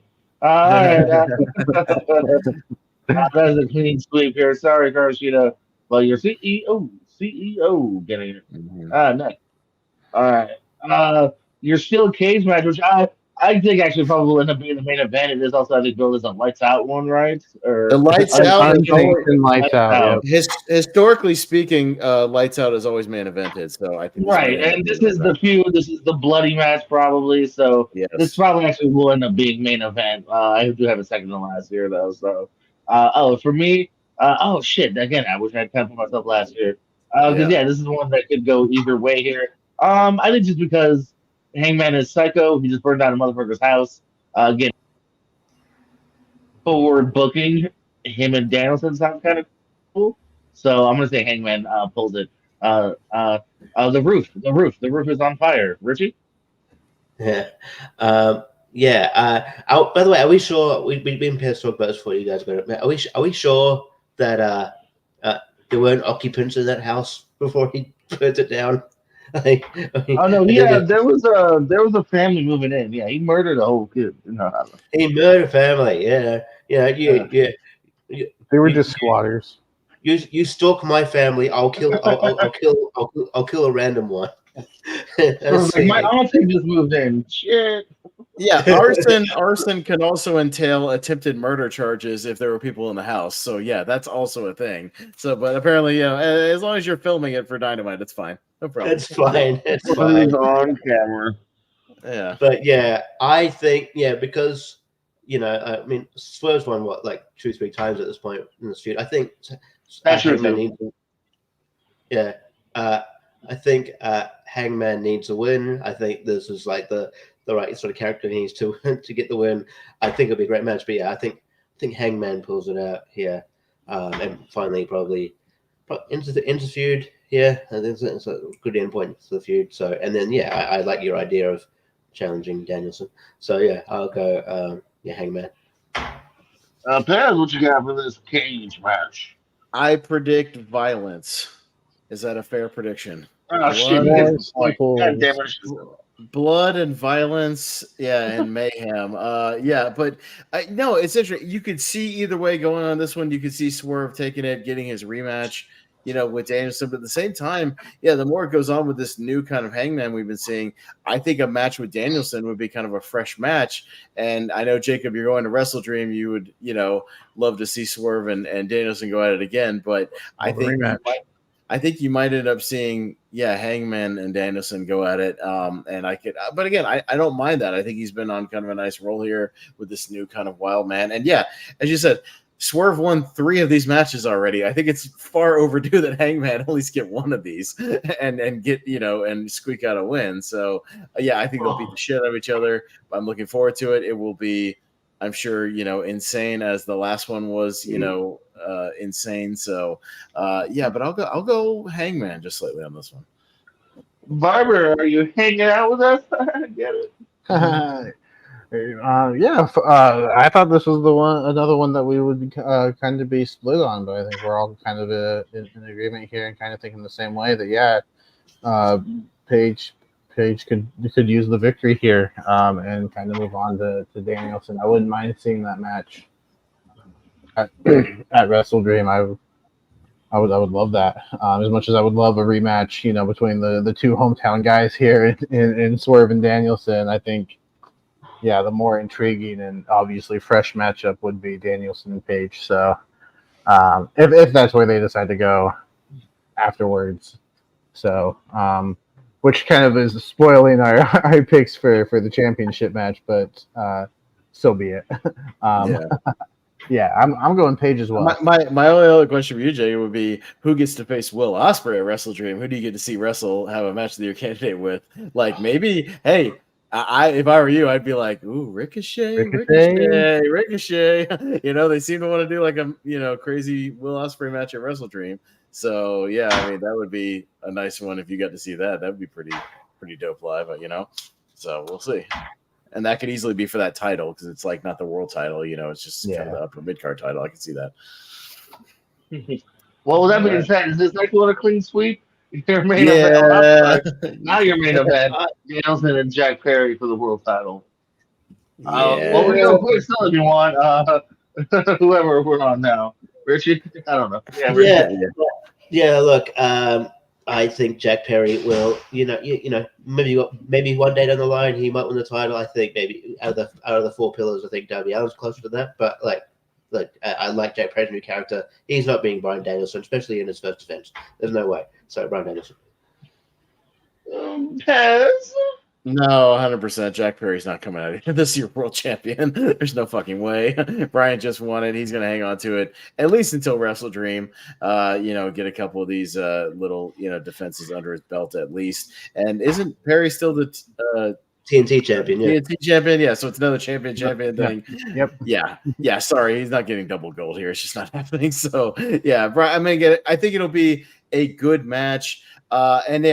With Swerve and them just announced, not only occasional match for Lights Out thing, I think it's pretty safe bet that this will be like the semi-main event, and Swerve and Hangman would be the crazier match that people would be more into as a main event. So it'll be a decent match, but I'm gonna go Bryan Danielson pretty easily here.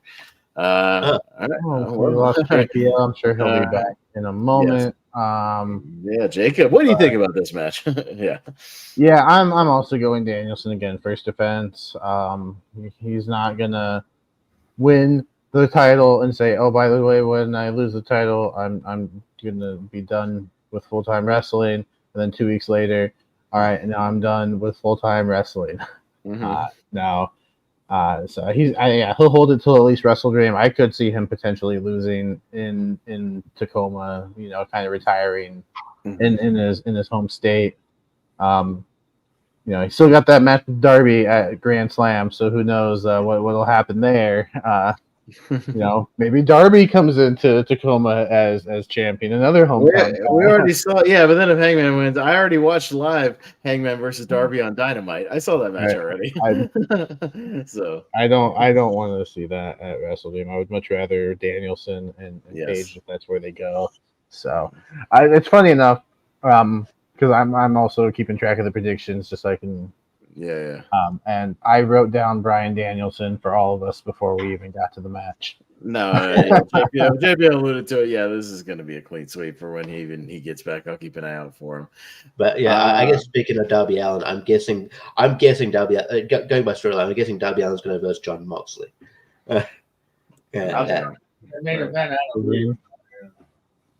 JPO, you making it a clean sweep? We kind of alluded to it, but yeah. Yeah, no, for sure here. Yeah, I mean, it's an okay first defense. I guess we all kind of figured it was going to be, Christian, the guy that won the fucking whatever. But that's right. He still got that looming. Yeah, so I don't even know why we're kind of doing this to a degree here. I don't mind it if it was built a little bit better. But I'll go there. Yeah, the build was, hey, remember when I pinned you? Give me a title match. Yeah. Well, what are you gonna do? Hey, but if I remember right though, All Out last year Did All Out last year have that other Swerve Hangman match? Am I remembering that wrong? Yeah. Or is Yeah, that right? I don't know. Did it? I can't remember. Is that the one that That had might like, have been where it started. Yeah. the barbed wire chair and him drinking the blood and that one? Yeah. So watching that being in horror, watching in horror. Does that happen last year? Maybe JPO faction. I could have sworn that actually. Well, my only point with that was it was like a pay-per-view that we didn't expect much of last year, and then ended up having like this wild, craziest match ever, and then also being a really good show just match-wise. And I remember it kind of, again, being a nice surprise for like, a little build, but ended up being a good show wrestling-wise, as far as like delivering in the ring. No, Is that not? Okay. no. Hangman won the over-budget battle royal in the pre-show. Oh, okay. Where did the first four? What were the other matches on All Out last year? Adam Cole MJF against Dark Order, Samoa Joe, Shane Taylor, Luchasaurus, Darby Allin, Miro, Hobbs. Hey, where's Miro? Chris Stanlander, Ruby Soho, Danielson and Stars. That was a good one, strap match. Wheeler and Claudio. Hey, they were there last year against Eddie and Shibata. Takeshita, Omega. Hey, Takeshi's had a good win. Bullet Club and FDR and the Young Bucks, and then finally Moxley and Cassidy. Okay, so it was like a good show, but not like an amazing show. Okay, it definitely felt like a B pay-per-view. I would say this one has potential to actually be a pretty awesome show, even just with the two matches of Will and Pac, which we both said could be one of those like crazy match of the year, show stealer, kind of things. And then if Hangman and Page again take it to the next level with their match, which they probably will. I'm sure they're planning out their wackiness right now. It could be really good. So Swerve and Page's first match was at Wrestle Dream last year, and then the Texas Death match was at Full Gear. Okay, Full Gear. Oh, Full Gear was the one that surprised us and ended up being a really good show. Yeah, something like that. Yeah, you also had MJF and was it Jay White, it was decent as well. Yeah. Was it? Yeah, the MJF Jay White match where Adam Cole was going to fight for him. Yeah, that was the only one that was like that was silly. Yeah, but it was something. We're all ragging on. Yeah, it had that 4-way ladder match where none of us thought Ricky Starks and Big Bill were gonna retain their titles. Retain, and they did. Yeah, that was a good show. Though. Yeah, I thought they were gonna retain. That's right. But maybe they just do Bryan Danielson and Christian on like a Team Dynamite. Maybe I get to see it at Grand Slam in Brisbane. That's where Darby Allin has his shot because when he won the Royal Rampage, it was for a title shot at Grand Slam. Oh, really? Yeah. Oh, okay, cool. I'll get to see it at Grand Slam. All right, cool. In Brisbane. All right, cool. Hopefully, I don't know how many tickets sell, to be honest, but I'm going. No. Cool. Well, we got some people that are going to be going to AEW in the near future because Jacob's going to give us a live Wrestle Dream report. That'll be fun. So I'm glad you're going to go, man. That's going to be awesome, man. I'm glad you're going to go see AEW live for the first time. Yeah, I potentially Danielson's last match. And that's your live wrestling charity, right? It is. It's my first. Boy. Yeah, I've never gone to a wrestling show before. So. 430 more, and you'll catch up to me. Yeah. It's not a competition. I didn't say it was. I'm just saying if you're looking for a number, it's about 400. JPO, I may be the closest to JPO just because Probably. I've worked as a ref. I've worked a lot of wrestling shows, not as a spectator, but in my time as a ref. Because in my heyday in my Florida scene, I was doing almost double shots every weekend. So I was cranking them out. I just didn't have. I just did a High Spot special with 50 DVDs for $50. It's $1 DVD. I wonder if you're on something though. I guess it might be one. If you look closely at a couple of the Florida ones, maybe. I would say anything Pro Wrestling Riot I was on, a couple of FIPs here and there. If you get any Florida shows, maybe I might pop up on mostly Florida shows. But yeah, so let's wrap it up there. We've covered pretty much everything we need to cover. Yeah, as far as next week's go, we will review All Out once it happens. And then, as far as in the bag right now, Richie still has a prediction show in the bag, and we'll have a little time, in between, at least here in September, because the next pay-per-view, I believe, is Bad Blood on October 5th. So we'll have a little time once we get this one over with. And then I will have one in the bag for Bash in Berlin, winning that one, as I kind of alluded to earlier, because I went perfect on that one. And then we'll see whoever wins this one. So we'll crank out a few of these, request shows and whatnot once we get these pay-per-views over with. So we will actually be able to, because we'll actually review All Out and cover the news next week. But the 19th, the 26th, and the 3rd, because even with the Bash, the Bad Blood predictions, we could do something there, as a request. So those 3 shows, I think, Richie, we'll start cranking those out. So Richie, you alluded to something, maybe doing another sort of rank 'em type thing of people who should have been champion or could have been champion, something like that, like a world champion. Yeah, we could do a rank 'em of that.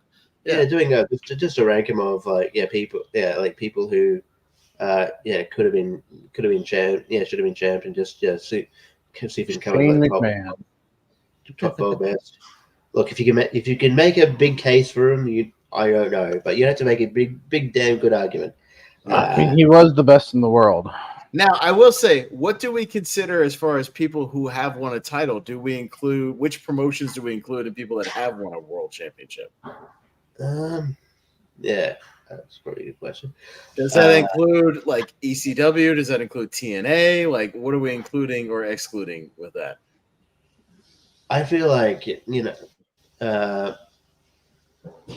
it, like, say if you're talking about, I think it's still, if you're bringing up something like Raven, for example, like I know he won the ECW title, but like I could still say you could probably make a case where he could have been pushed a bit, or Mike Awesome could have been a bit bigger. You're talking about Mike Awesome. Yeah, I would almost say I'll get you guys' input. WWE and WCW, and then maybe everybody else. Would you include JPO? Would you include TNA in there? Would you include ECW? Like if they won world titles in those, or would you I'd include TNA, or maybe just TNA? I feel like I almost feel like TNA and TNA could have been its own list, almost like who could have been TNA, because there's people who who've come and gone for TNA who almost got there and didn't win, like I don't know, like Matt Morgan. I mean, you want to do it that way? Do you want to focus on WWE, WCW, and just say that? I that's where I was leaning, just to make it easier, because then you could argue for people like AJ Styles, you know what I mean, like, or something like that. Or no, I'm sorry, not AJ. What am I thinking? I just mean like some Vader.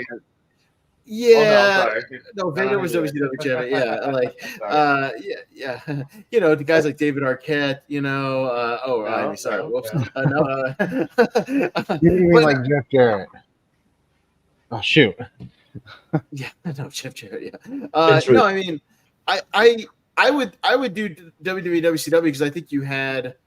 Yeah, like you said, some of those guys who maybe won like the ECW world title, who then maybe were squandered, when they got to those bigger promotions. You know what I mean? And you can kind of talk about that. Yeah, Mike Awesome, Taz, things like that, where like you could include those guys, maybe make an argument. And then TNA.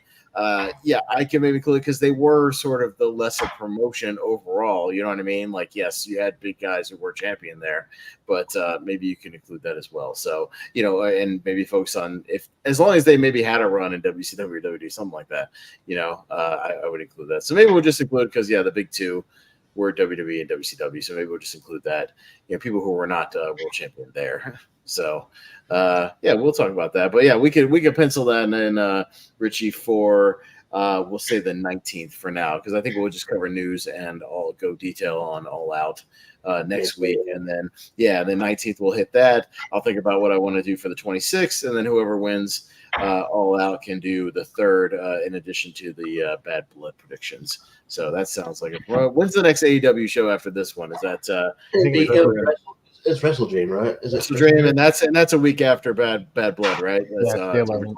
So okay, so we got some time until then, so we will be good. So we can crank out some of these prediction winning shows and get those off the table. So sounds like a plan. If everybody's figure it out. Don't WWE have a Saudi show as well in October? I think they do. Crown Jewel or something, or whatever it is. I think so. I think so. I knew they had another Saudi show coming up at some point. I think that's like mid-October. Yeah, something like that. We'll talk about I think that. it's like the first Saturday in November. Or something like that. But whatever it is, I'll close to something. Yeah. I'll look at the schedule. We'll figure it out. But yeah, we can get November some of these. 2nd.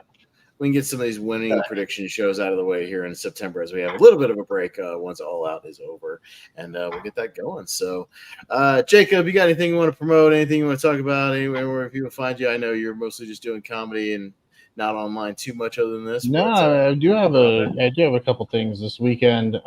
Yeah. I'll be in the Lights Out exhibition match over at the Lights Out Trivia channel. They're actually doing it at a time where I can play. I've been wanting to play for a while, so I'll be there. We'll be Sunday. watching All Out. What? We'll be watching All Out during that time. I can multitask. All right. I will order it and watch it in the background, and then when the match is over, I will join you guys on stream. Don't worry. Sunday, JPO, all you got to worry about is I'm not in the Lights Out exhibition, so I'll have the pay-per-view. That's all you got to worry about. Trying to include my friend on my fellow marks. That's all. I understand. That's all you got to really worry about is me, the one who You're the number one worry. Yeah. Yes, I'm the number one worry. So. And then Sunday, I'll be on Rankum. We'll be talking Tim Burton. So will Beetlejuice make the list? I don't know. I will be watching that also on Saturday. I would say it's better than a good chunk of other Tim Burton movies. I would put it above. So I will say the bar is not that high. What has to be better than 4 other movies? Actually like 2. He's got this is 20. Oh, that's what I mean. It's only got to be technically better than. Yeah, I think it has a good chance of being better than about 8 of us movies. So yeah, we'll see. I'll be.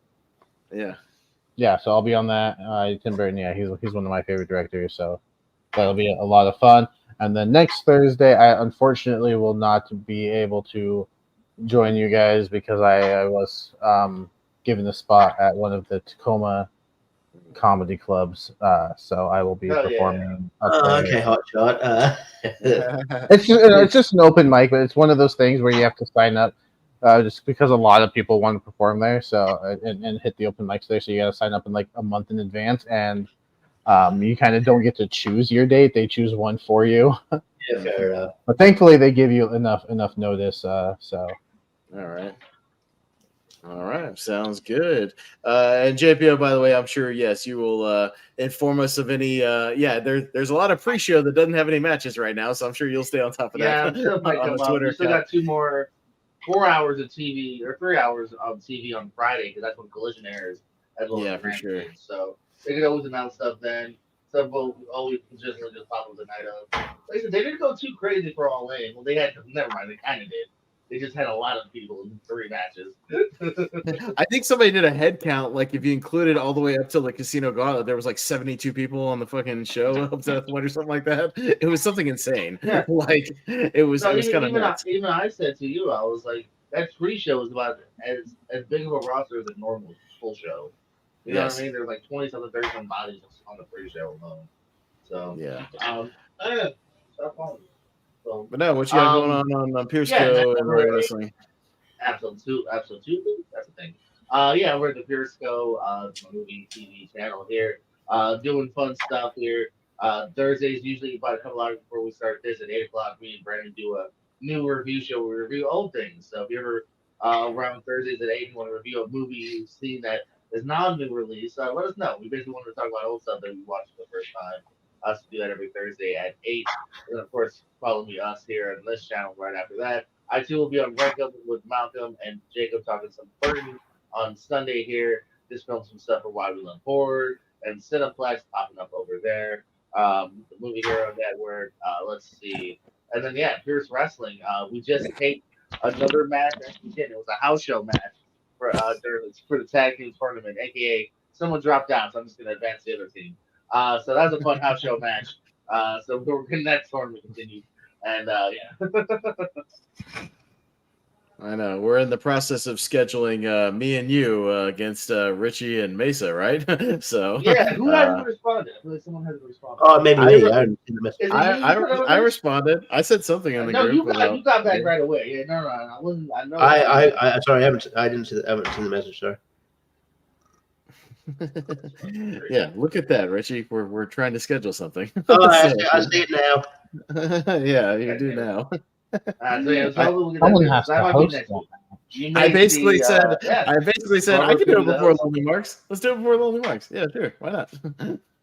Oh yeah, sure, yeah, because our me and Bradley is only an hour, so we definitely do 9 to 10. Do it at 9, yeah. Yeah. No, Hey, you have to find somebody else to host it. Sorry.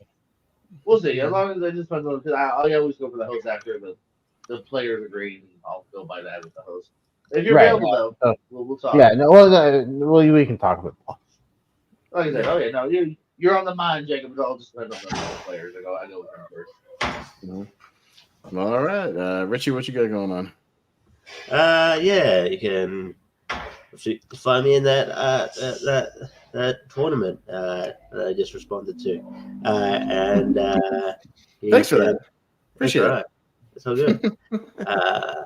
And yeah, me and Pez just did Wheel Movies where we talked about War Card, Dewey Cox story. I knew that movie was funny. Didn't realize I forgot how funny it was.